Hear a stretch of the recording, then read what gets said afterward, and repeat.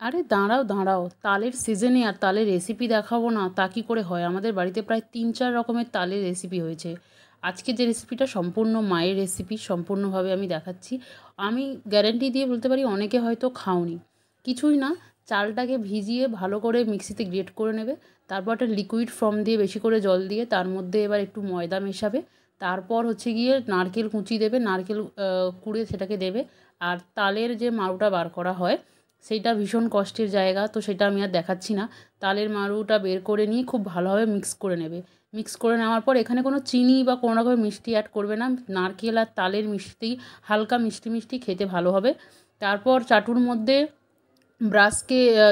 তেল ব্রাশ করে নিয়ে তারপর ব্যাটারটা লিকুইড ফর্মটাকে যেভাবে আমরা পাটিসাপটা বানাই সেইভাবে এটাকে বানাতে হবে।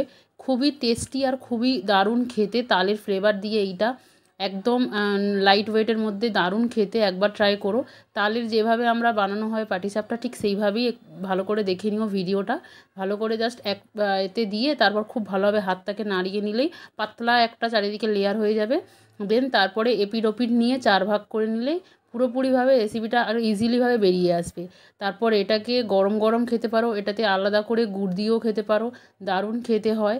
আর এটার সাথে আমাদের বাড়িতে মা ভাপা পিঠে করেছিল, ওটাও তাল দিয়ে করেছিল, সাথে নারকেলের পুর ছিল। আর ওইটা এমনভাবে দুটো একসাথে হয়েছে আমি দুটো ক্লিপ নিতে পারিনি, একটাই ক্লিপ নিয়েছি। আর এই রেসিপিটা একদম ডিটেলস এবং ইজি, কিছুই লাগে না। চাল, তাল, নারকেল দিলেই হয়ে যায়, আর কিচ্ছু লাগে না, একটু ময়দা দিলেই হয়ে যায়। একদম ইজি একদম রেসিপি। এইটাকে একবার ট্রাই করো, জানিও কেমন লাগলো খেতে।